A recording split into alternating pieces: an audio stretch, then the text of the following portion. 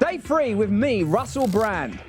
If the accepted mainstream narrative is that this war began on, as I think you said, January the 14th. February 24th, absolutely. That day, that's it. You know, no history before it. So you're not talking about the 2014 elections, not talking about NATO infringement, not talking about sort of sponsorships and coups that have taken place. Could you give us a bit of insight into an alternative narrative? And could you speak more particularly about the sort of peace deal that potentially could have taken place that Boris Johnson deferred in his sort of talks with Zelensky? Can you give us an alternative narrative? Absolutely, because there is a real story behind all of this.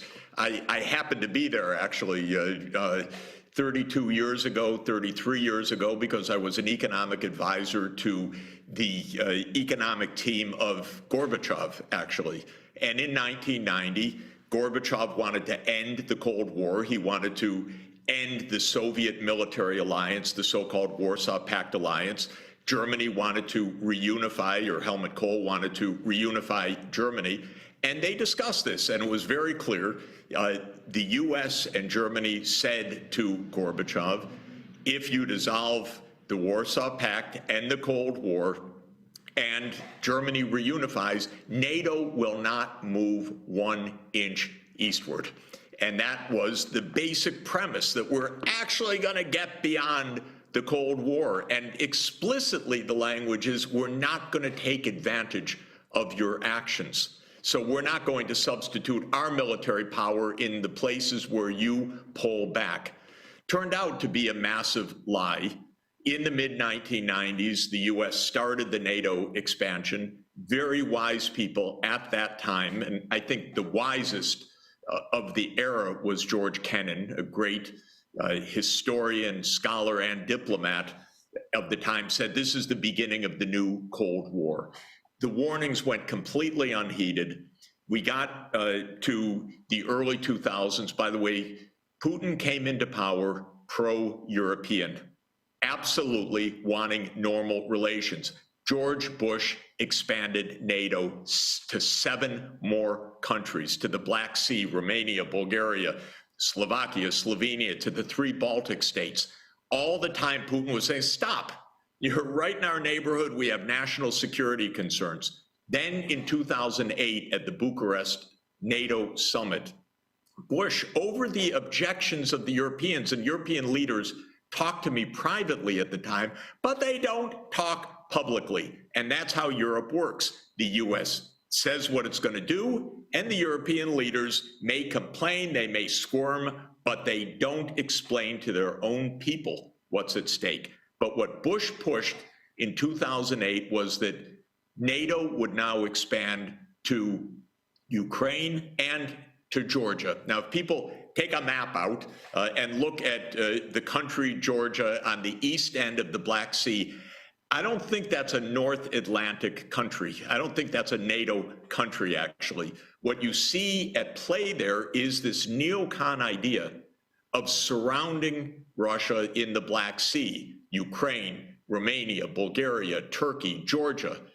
And what our strategists have said for decades is that would basically corner Russia, and Putin said it, don't do this in our neighborhood. And actually, there was a NATO-Russia meeting the next day after Bush pushed through this enlargement commitment. And at that NATO-Russia meeting, Putin said to Bush, if you push NATO into Ukraine, we take back Crimea. I tell you that now. This was reported in Kommersant and the Russian press afterwards. Fast forward, Russell, few years. First, there was a pro-Russian president, Viktor Yanukovych, who very wisely said, I don't want Ukraine to be in the middle of a war between these 2 nuclear superpowers. We stay neutral. We don't want NATO here because I want us not to be in the midst of a war. He was president up until early 2014. He pulled back from signing a partnership agreement with the EU under Russian pressure, saying, don't sign, we have stakes here too. Yanukovych said, we need to delay these negotiations with Europe. Protests broke out. No doubt partly spontaneous, but then the United States went to work, as it does, and turned those spontaneous protests into an open insurrection. Our politicians even went and spoke to the Maidan, as it's called, the space where the protests took place, as if, Chinese politicians, say, came to Trump's rally on January 6, 2021. It's pretty weird. The United States just got way in there and said, go for it, we're with you, we're with you. And we know that the Assistant Secretary of State at the time, Victoria Nuland, was orchestrating what would be the change of government. She was caught on tape. Fuck Europe. Here's how we're going to do it. Here is what the new government's going to look like. It's interesting.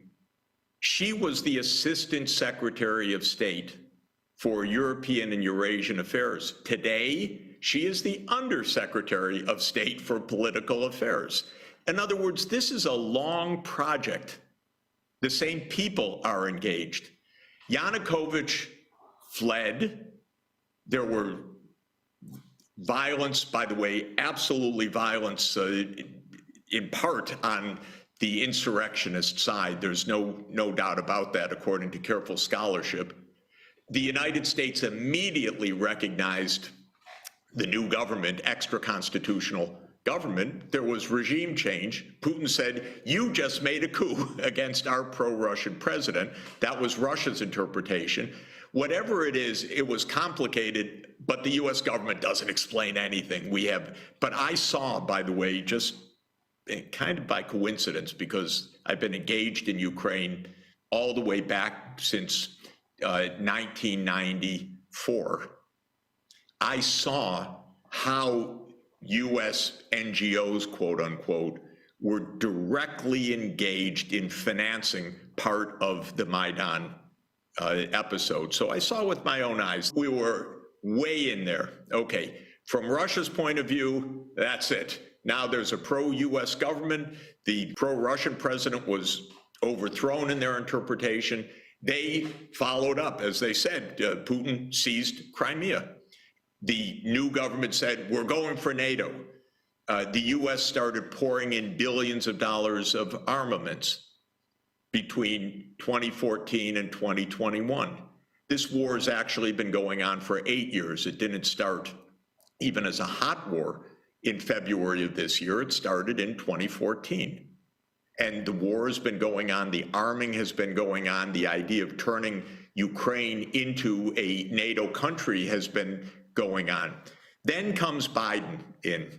Now, again, Trump for me was really psychologically unstable. I never felt safe for a day. I thought, okay, Biden, now something reasonable and rational. But he brought the neocons exactly into the core again. Pretty weird. I think he's lost his political base at home for this because the costs and consequences of this are huge. But the essence of it is that in 2021, Putin said to Biden as new president, stop NATO enlargement. This is our backyard. We will not tolerate NATO in Ukraine, a US military alliance on our 1,000 plus kilometer border. No. And I happened to call the White House late in 2021 just saying, please avoid a war. We don't need NATO there. It's no good to have NATO there. It's no good for the United States to have NATO there. We don't have to be on every piece of this board like the game of Risk I often compare it to. They want bases everywhere in the world, these neocons. We already have them in 85 countries. My God, it's more than enough. We should not have wanted to go to NATO. But Putin said, let's negotiate. I said, the terms are pretty reasonable. Let's figure out how to do this. The White House said, no, it's non-negotiable. Putin invades on February 24th. By mid-March, Zelensky is saying, we could have neutrality. We need guarantees, we need security guarantees, but we could have neutrality. Actually, in mid-March, the Ukrainians put forward a number of terms, handed it to the Russians. The Russian negotiators, I know, I had long discussion about this, sent it to Putin. Putin said, yeah, these are grounds on which we can negotiate. Turkey was the intermediary, incredibly skilled diplomats. One day in the second half of March of this year, the Ukrainian spokesman, the Russian spokesman, and the Turkish spokesman said, we're very close to a deal. They all said it. It wasn't propaganda from one side or another. They all agreed. Then Ukraine walked away from the negotiating table. Pretty damn weird, actually. I thought it was a devastating mistake. It's never been explained. It's never been acknowledged. There are lots of stories that make a lot of sense about how Boris Johnson flew there. Never accept neutrality, fight on, we arm you. There are stories about the United States at that time telling them, you don't have to accept any of this, because those were the days when Biden came to the NATO meeting and said, this is going to be a long war, and then spoke in Warsaw and said, that man cannot stay in power. And his defense secretary, Lloyd Austin, said just after that, that our aim is to weaken Russia so it can never do this again. In other words, something really went haywire at the moment when negotiations could have been concluded. And now we've been in this for months. It has escalated. At least tens of thousands, possibly hundreds of thousands of Ukrainians have died in the midst of this.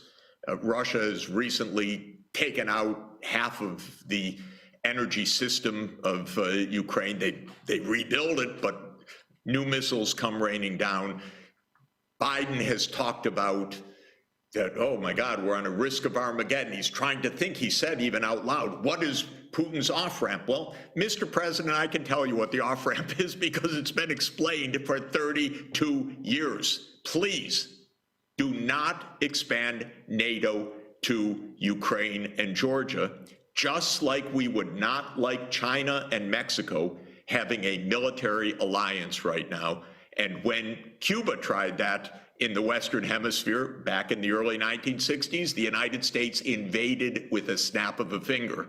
Please exercise some prudence. So President Biden's wondering, what's the off-ramp? Well, it's not so complicated, but it is for the neocons because they've had this agenda for decades now.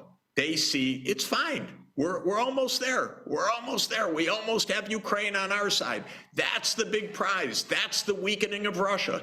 That's their view as we take one step of escalation on each side.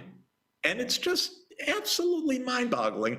But to come back to where we started, Russell, it's not explained in the mainstream media at all. The sort of hubris of American imperialism and the sort of various marionette agencies and organizations that operate as their proxies, whether it's these NGOs that you listed or NATO itself, starts to paint a picture where, if indeed this is a continuation of narratives that existed since 2014 and even earlier than that with the New American Century Project, that it suggests to me that even the official American government is a type of proxy, that there is an agenda that can be pursued regardless of apparent fluctuation and vicissitude in American political life, American domestic political life. It seems that one agenda is continually being addressed and followed without that narrative ever being divulged or discussed or ever actually being within reach of due democratic process. Watch entire episodes on demand for free at rumble.com/Russell Brand.